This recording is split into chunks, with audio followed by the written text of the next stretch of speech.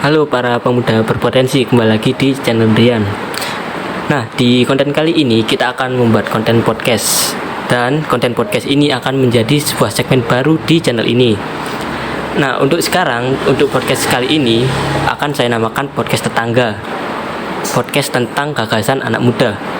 Nah, hal yang akan kita bahas kali ini bisa dibilang gak hanya mencakupi anak muda saja. Nah, hal yang akan kita bahas di podcast kali ini adalah bagaimana cara para anak muda ini untuk bisa dibilang bangkit dari kegagalan yang pernah kita alami. Dan tentunya karena ini adalah konten podcast, saya tidak akan sendirian. Saya bersama seorang teman saya yang bisa dibilang sudah cukup lama lah kita sudah berkenalan. Nah, tapi sebelum itu, apabila kalian yang belum subscribe, silahkan subscribe. Dan juga apabila kalian suka dengan apa saja yang saya berikan kepada kalian bisa berikan like, komen, dan share. Oke, teman saya yang saya ajak untuk bertukar pikiran di dalam podcast saya kali ini adalah siapa namamu? Halo semuanya, nama aku Adelia Rizkaura Rafina, biasa dipanggil Adel. Adelia Rizkaura Rafina. Bisa dijelasin gak? Kan ini kita masih dibilang penonton belum kenal sama kita. Bisa dijelasin gak bagaimana latar belakangmu sedikit aja, mungkin hobi juga bisa dijelaskan? Iya, yang kayak tadi, namakan Adel. Hobi aku suka nyanyi, tapi suaranya lagu apa? Random. Mungkin kan barat atau lagu Indonesia. Random sih sebenarnya, tapi lebih suka yang kayak indie gitu. Tapi nggak bisa dibilang anak indie juga, karena ya nggak sekenal itu sama indie. Baru mau tanya. Berarti kamu bukan anak indie tapi suka lagu-lagu indie? Bukan, kalau bisa dibilang anak indie atau enggak sih nggak tahu ya, karena ya kok misalnya suka, emang suka. Menurutmu anak indie itu apa sih sebenarnya? Anak indie itu kayak apa sih? Sebenarnya tuh anak indie itu nggak bisa dideskripsiin ya, karena sebenarnya tuh indie kan bukan sesuatu hal yang harus dibanggakan atau kayak gue anak indie atau gimana. Itu kan bukan sesuatu hal yang untuk dibanggakan. Itu kan cuman kayak panggilan buat orang yang suka lagu musik genre yang kayak gitu. Jadi kalau misalnya dibilang indie atau enggak, itu relatif sih, tergantung orangnya juga. Jadi intinya kamu suka lagu-lagu indie, iya, tapi bukan anak indie kan? Bukan kalau misalnya dia bilang anak indie atau enggak, terserah sih. Kayak relatif orang yang lihat aku gimana. Oh ya, tadi kan Andrian udah nanya-nanya tentang background aku gimana nih. Jadi sekarang kita bakal nanya balik, gimana sih, apa sih backgroundnya Andrian itu? Backgroundku, yakin mau tahu backgroundku? Ya iya, kenapa enggak gitu kan? Sebenarnya backgroundku sendiri adalah bisa dibilang anak motor ya. Sekarang kan bisa dibilang tahun-tahun ini dunia permotoran lagi sangat hits di kalangan anak muda. Dan saya bisa dibilang salah satu yang terjun di dunia itulah. Ya, terus hobinya selain motor apa sih? Atau enggak apa sih yang bisa kamu dapat dari anak-anak motor atau geng motor kayak gitu? Kan bukan geng motor iya, dong. Sebentar. Iya. Iya, nggak apa-apa, terusin. Bukan geng motor sih, kayak apa sih? Apa sih? Komunitas. Komunitas motor. Nah, komunitas motor tuh apa sih yang didapat dari itu, selain kayak tentang motor-motoran tuh apa sih yang kamu dapat? Kalau soal motor-motoran, selain yang pertama pastinya kalau motoran kita dapat teman baru ya. Nah, selain dapat teman baru, saya juga dapat bisa dibilang support system di dalamnya. Jadi cerita singkat ya, dulu pada saat awal saya membuat YouTube ini, saya dibantu oleh salah satu bisa dibilang suhunya anak motor di Surabaya, khususnya Surabaya Timur. Nah, itu sih mungkin saya mendapatkan banyak teman-teman baru. Saya juga mendapatkan support system dari yang dimana pada saat itu orangnya sangat dewasa sekali, mungkin seumuran dengan mama saya lah. Jadi banyak sih yang bisa saya dapatkan dari anak-anak motor tersebut. Oke. Setelah udah tahu background masing-masing, jadi kita sebenarnya mau bahas apa sih? Nah, hal yang akan kita bahas kali ini adalah bagaimana cara kita para anak muda sendiri, khususnya anak muda ini, untuk bangkit dari semacam bisa dibilang lulus poin ya, kayak lowest point, bisa dibilang masa-masa tersulit dalam hidup kita. sebenarnya sih kalau misalnya dibilang masa tersulit itu belum, karena kan kita Belum. masa depannya masih panjang banget nih. Kayak tapi kan seumuran kita itu kan apa ya, kita kan pastinya umur segini kan Umur kayak, berapa sih kamu? 2 hari lagi umur 16 tahun. Yeay. Berarti kamu lebih tua. Aku Ya. 15 tahun. Ya udah sih, cuma beda berapa bulan kan? Berapa bulan? Desember ke Maret. Desember, Januari, Februari, Maret. 3 bulan. 3 bulan doang, 3 bulan. guys. Dah. Lumayan bisa nge-custom motor 3 bulan. Nah, oke, balik ke topik Tadi. yang kita bahas tadi. Nah, jadi gitu, kita akan membahas bagaimana bisa dibilang cara kita bangkit dari lowest point. Karena bisa dibilang meskipun umur kita masih 15 tahun untuk saat ini, kita udah pernah ngalamin hal-hal yang bisa dibilang lowest point, masa-masa terburuk itu kita udah pernah ngalamin ya. Bahkan baru beberapa bulan yang lalu, Iya. belum ada 1 tahun kan. Jadi kita kayak sharing-sharing tentang lulus poin kita kan awalnya.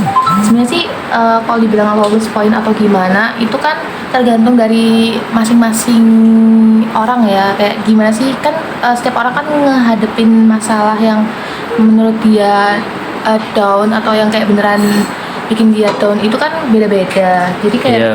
pengalamannya kan juga beda-beda. Jadi kan kita nggak bisa ngesamain satu masalah buat semua orang tuh.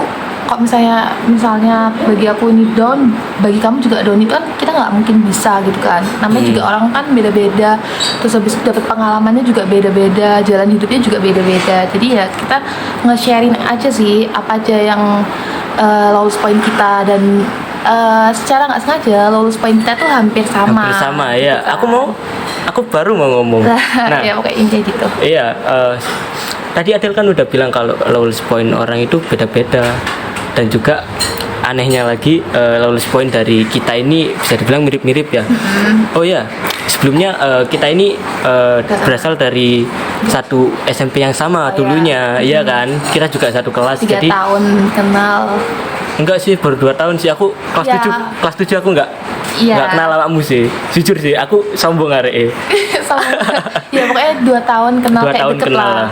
Enggak sih, enggak deket banget sih. Jahat banget anjir. Oke. Balik ke topik. Ya, Di jadi SKSD kelihatannya kan. tapi padahal yo podo aja sih, enggak deket-deket banget Ya sih. temen. Nah, balik ke topik. Jadi begitu, lulus poin kita ini bisa dibilang mirip-mirip, dan juga kita berasal dari satu SMP yang sama. Dan juga kalau misal kita kalkulasi, umur kita sekarang udah SMA kelas 1 ya. Iya. Tapi kita nggak mau nih kayak sombong kita sekolah di mana, kita nggak mau. Nggak usah Nggak usah, di-spill lah. nggak usah kan, nggak usah Ngapain gitu di-spill. kan, nggak penting juga. Nggak ada yang mau tahu sebenarnya, bukan nggak Iya, nggak ada yang mau tahu juga sih. Nah, lowest point kita ini, kalau aku bisa deskripsiin pelan-pelan sedikit lah, aku bisa deskripsiin. Jadi lowest point atau titik terendah kita ini adalah saat kita kemarin kan baru saja lulus dari SMP kan. Nah, dari lulus dari SMP tersebut, kita sama-sama nggak masuk ke sekolah SMA negeri. Nah, kenapa itu jadi lulus poin kita? Soalnya kita tuh sama-sama ambis orangnya. Sama-sama ambisius, sama-sama Kayak semangat pokoknya belajar.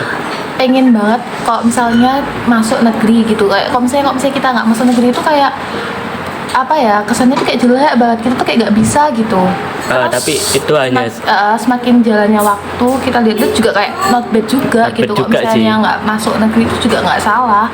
Emang nggak ada yang salah dari negeri atau swasta. Toh sekolah kan juga nggak menjamin gimana masa depannya kita gitu. Kalau misalnya kita mau usaha sendiri dengan cara kita, ya itu pasti bakal apa ya, nentuin masa depan kita gimana, tergantung diri masing-masing sih sebenarnya. Oke, sebelum masuk ke topik lagi nih, kira-kira menurutmu perbedaan dari sekolah negeri dan swasta ini apa aja? Kan kita dari SMP negeri ke SMA swasta kan. Kira-kira perbedaan dari sekolah negeri dan swasta itu apa? Kalau menurutku ya, yang pertama adalah kamar mandi. Ya, kamar mandi itu Setuju beda. nggak sih? Setuju. Lek kamar mandi ini RS swasta, aku ngomong agak bahasa Jawaan ya. Lek kamar mandi ini RS swasta, itu bener-bener bersih, sumpah bersih rek, sebersih itu. Sementara kalau kamar mandi ini anak negeri, ya, tahu sendiri lah. tapi kita nggak menjelek-jelekkan lah, tapi mungkin ada keterbatasan biaya untuk kayak perawatan kamar mandi, kita kan nggak tahu juga. Itu kayak bisa dibilang sedikit lebih jorok lah istilahnya. Dan kalau di swasta, aku kagetnya pertama kali itu adalah kamar mandi, benar-benar bersih banget. Kalau tak deskripsiin kamar mandi di sekolahku yang sekarang, ngerti kamar mandi mall gak sih? Ya. Kalau yang cowok-cowok mungkin ngerti kamar mandi mall yang ada kayak bisa dibilang pipis berdiri. Kok pipis berdiri? Iya, pokoknya itu Pokok lah yang buat laki-laki. Yang buat laki-laki itu, terus ada cermin gede. Iya. Cermin gede dan maksudnya benar-benar kayak mall. Iya, tapi ini masalahnya sekolahku sama sekolah Anda tuh beda Iya, guys. Jadi beda. kok bisa disamain juga sama sekolahku juga rada gimana gitu. Sekolahku tuh rada beda gitu. Kayak Rada hampir beda. sama negeri gitu.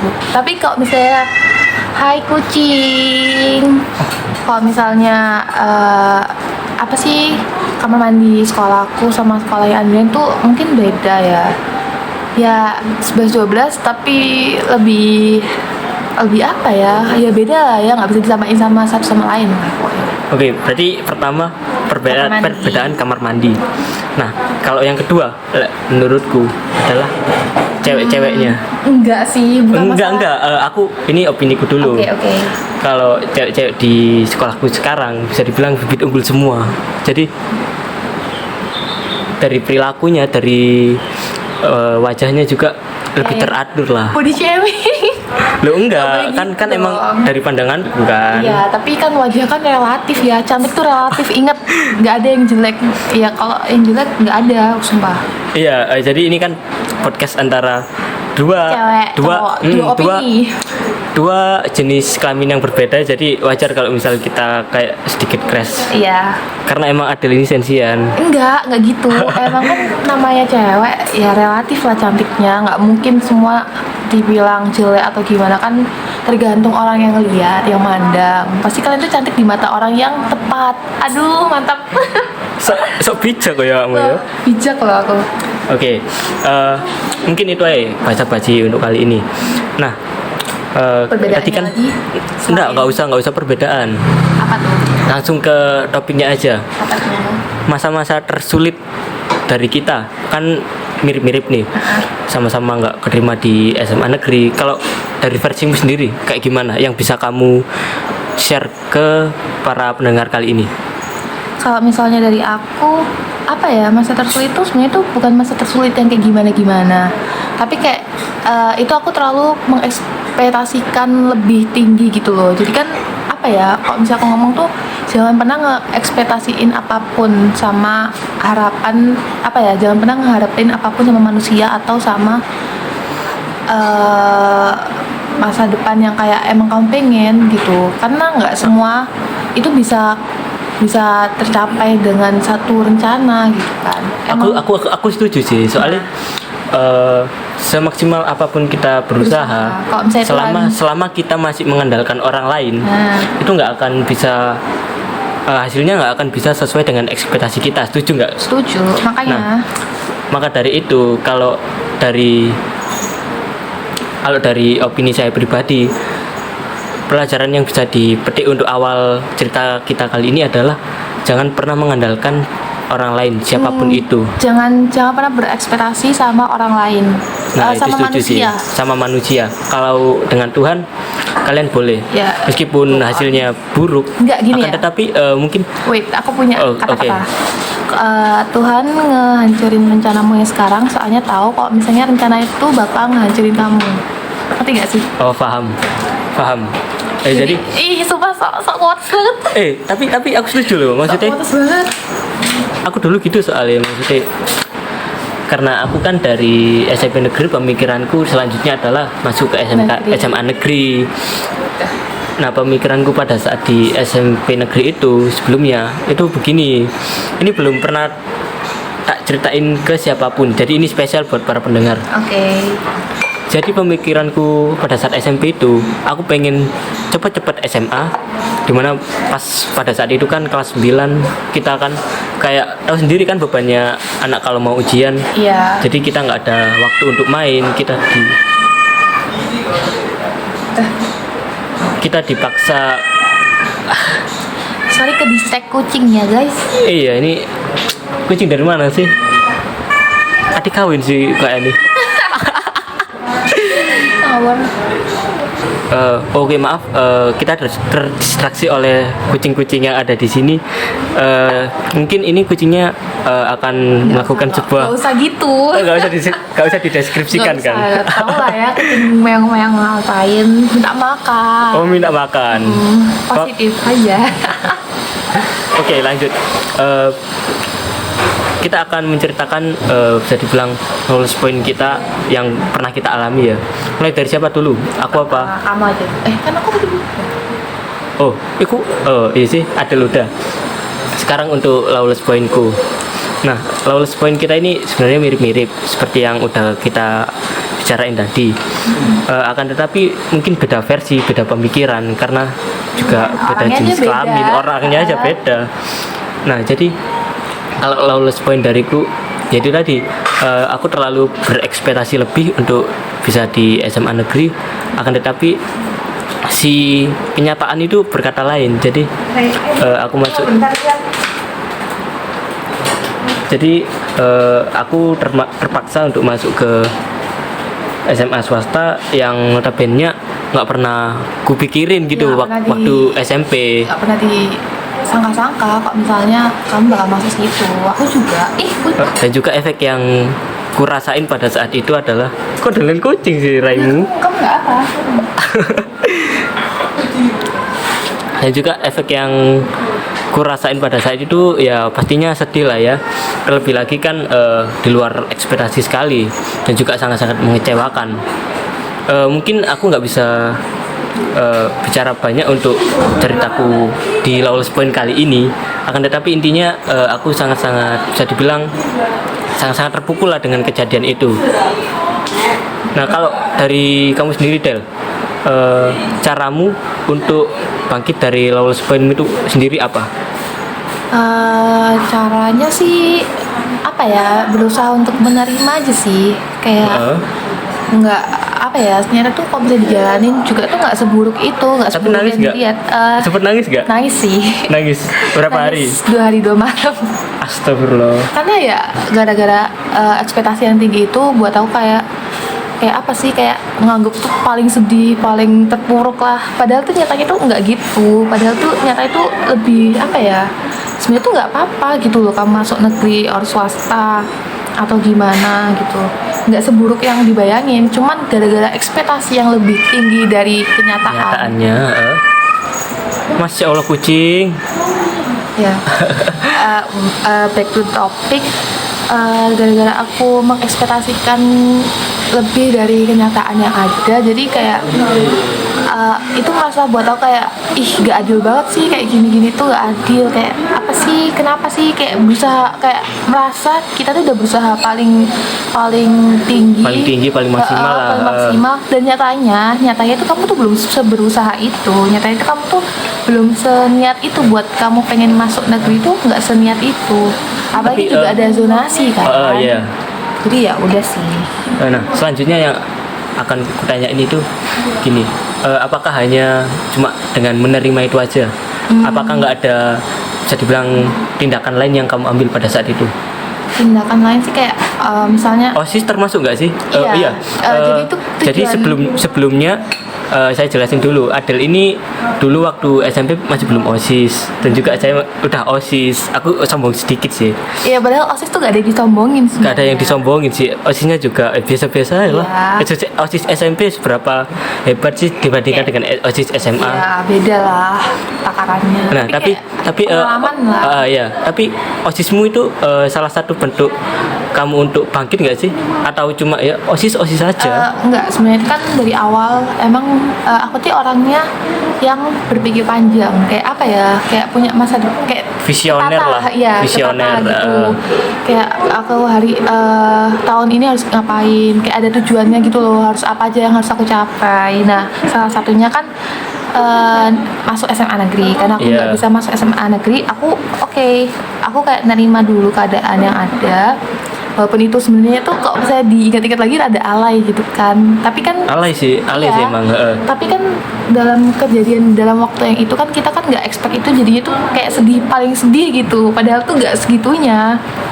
Nah, baik itu topik gimana caranya aku buat bangkit itu sih, karena aku menerima apa yang udah kejadian, aku masuk swasta dan tujuanku nggak cuma di situ aja, jadi aku ngelanjutin tujuan aku yang selanjutnya. Nah, salah satu tujuan yang aku pengen lanjutin di SMA tuh adalah masuk OSIS, habis itu ikut kalau gula blok malam Astagfirullahaladzim, itu bagus.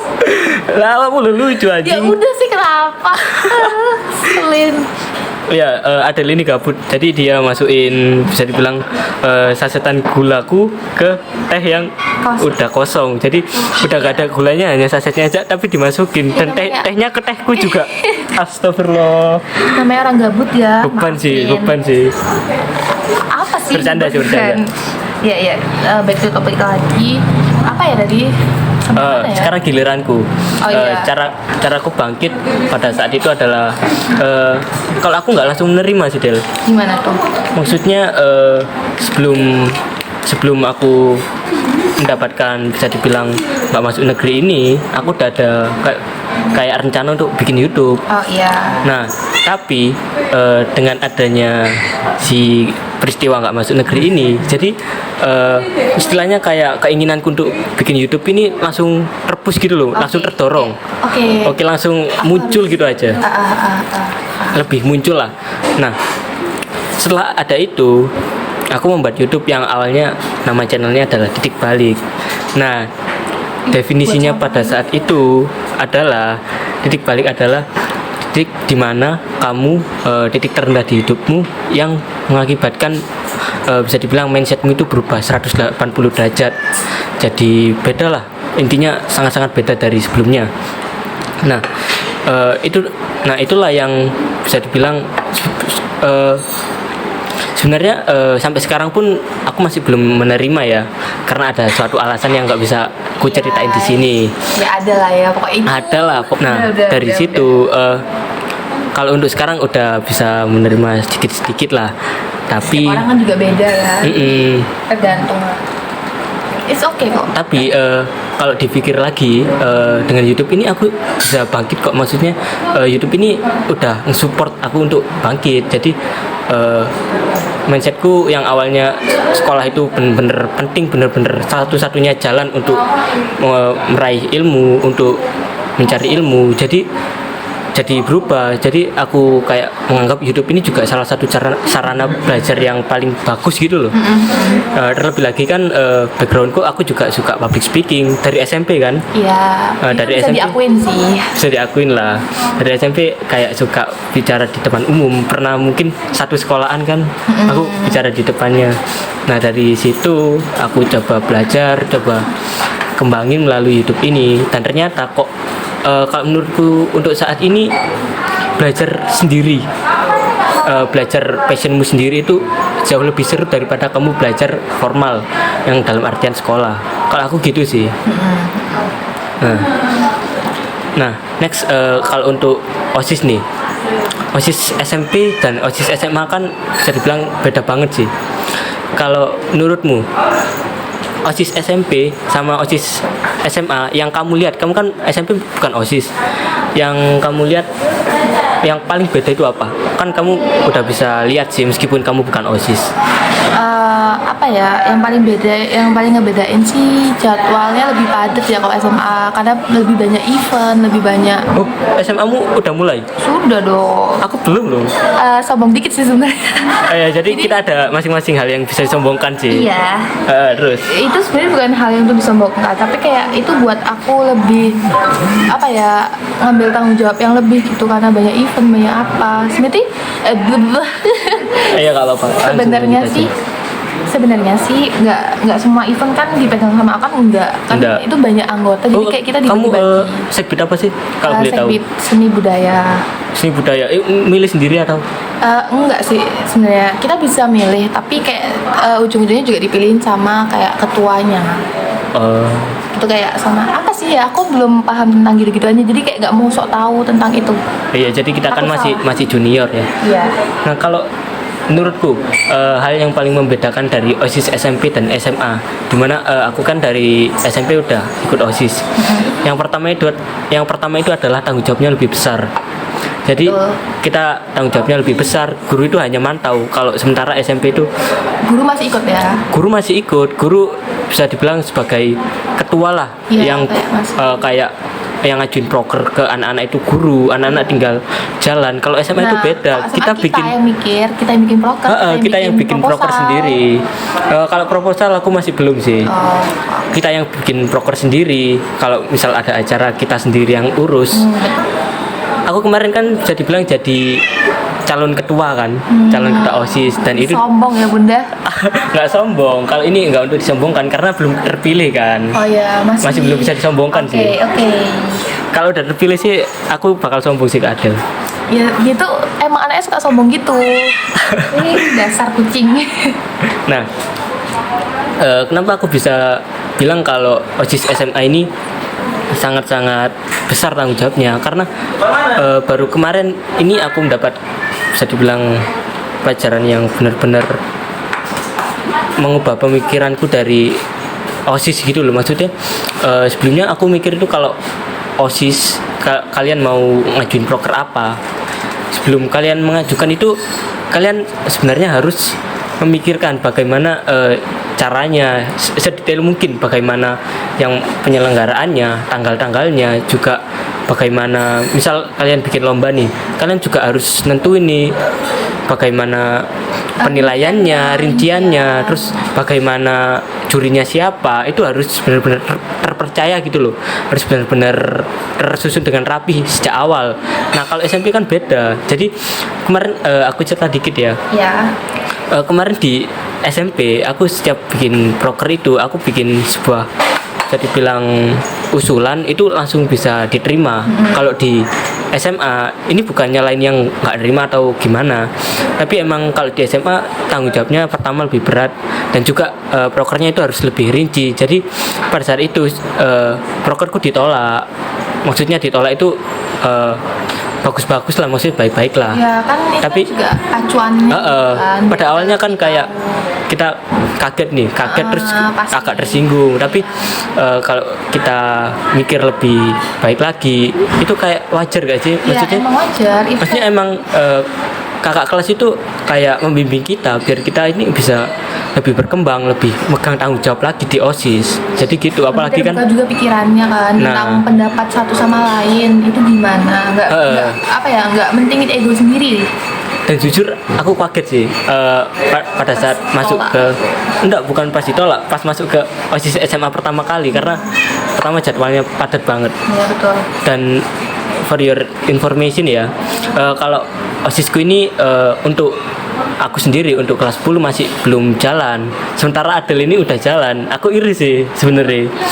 Nah kalau prokermu, kalau bisa dibilang tugasmu di OSIS selama ini apa aja, bisa diceritain nggak? Kalau misalnya tugas sih kayak apa ya, karena aku dari Sekbid Seni Budaya jadi kayak kita dituntut kan kita kan udah ngajuin sebelum kita jadi Sekbid Seni Budaya, jadi per kelompok tuh udah ngajuin proker-proker apa aja yang pengen dibuat nih dalam 1 tahun. Nah karena kita baru berjalan cuma setengah tahun ini gara-gara ada corona, jadi kita proker yang kita buat itu bikin jurnal OSIS sama mading setiap event. Jadi kalau ada setiap mading. event kita bikin mading. Itu lomba, berarti lomba mading gitu? Enggak lomba, tapi kita bikin kayak mading biar orang tuh tahu aja apa sih event-event yang ada di Oh SMA jadi kita. secara nggak langsung kalian megang si mading itu? Iya. Jadi kayak yang ngurusin mading lah intinya. Sama jurnal OSIS tuh kayak apa ya, kegiatan-kegiatan atau nama-nama anggota OSIS tuh di dalam satu buku itu ada gitu. Jadi kalau orang mau lihat kayak nggak bisa semua orang sih yang lihat, tapi kayak anggota OSIS yang mau lihat tuh apa aja sih rincian tahun event-event itu ada di situ semua gitu. Berarti setiap kamu ke sekolah berapa kali sih dalam seminggu biasanya kamu? Kalau misalnya ada, Aku kan belum tahu nih, aku kan belum OSIS, maksudnya masih belum seaktif kamu. Kalau kamu sendiri seminggu berapa kali? Tergantung Spoiler sih. lah kepada senior ini. senior apa tuh? Junior ini. Ya kan juga Maksudnya. masih junior ya. Hmm.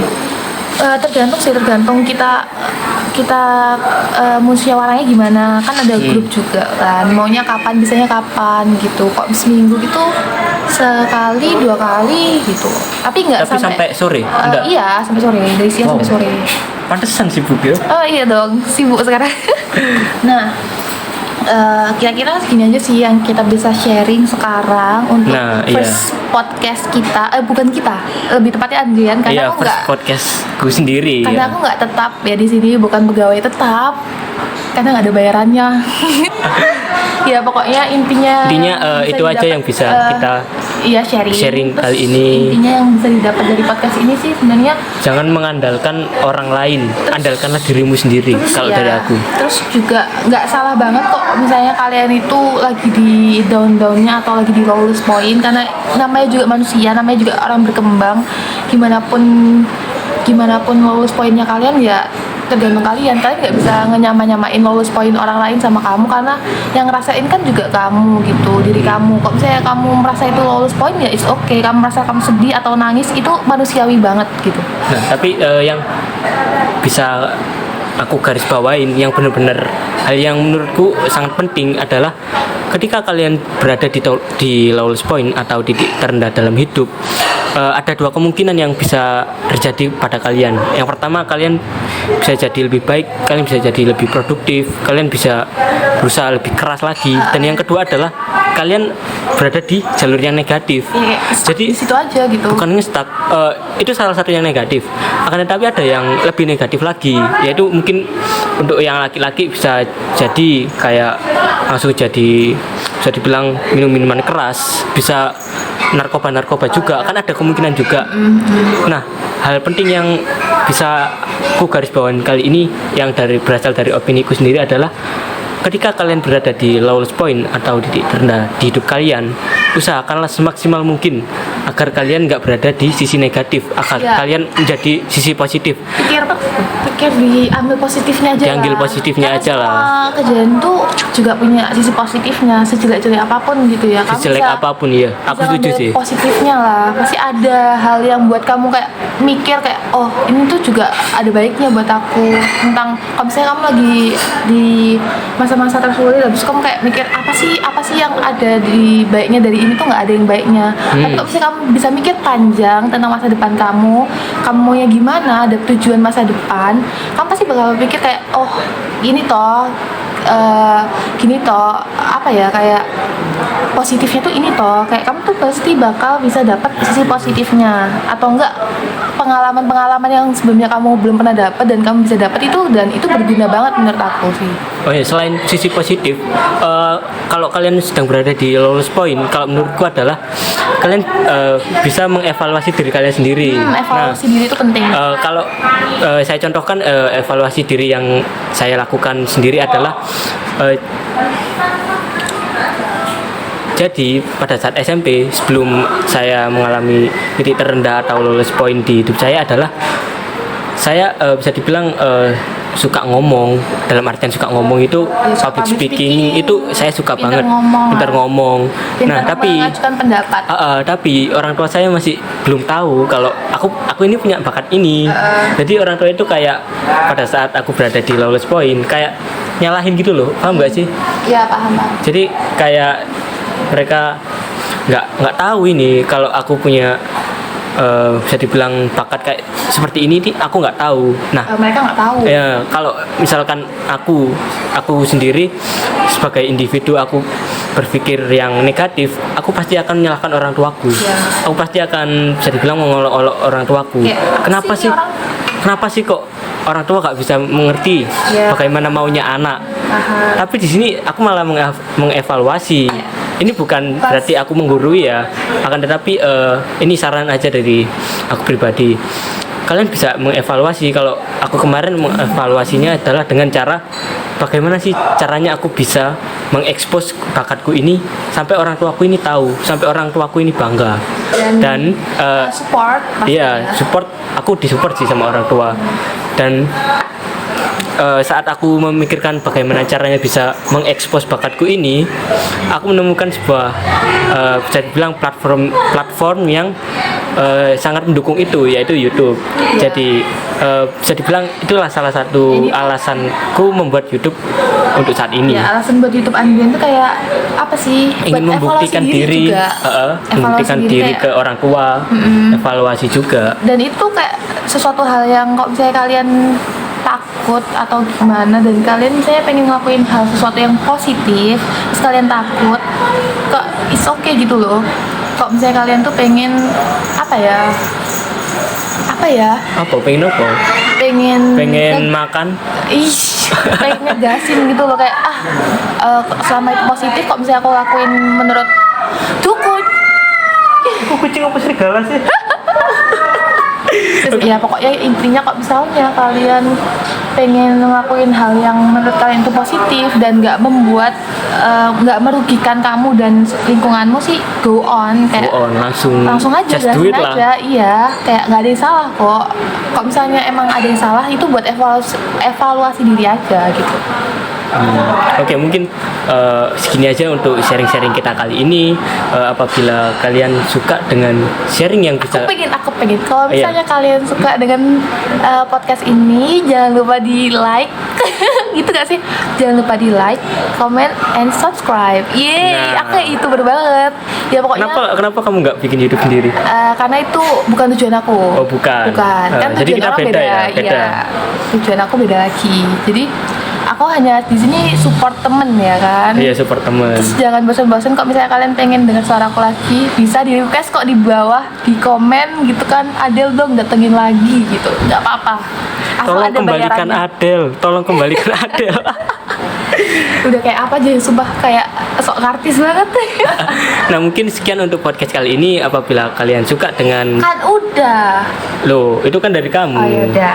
Oke, sekian untuk podcast kali ini. Apabila Agak baca. kalian suka dengan konten podcast yang kita bawakan, dan apabila kalian suka dengan cara pembawaan dari Adel ini, kalian bisa komen. Ini first time loh aku podcast. Aku juga first time loh. Yeay.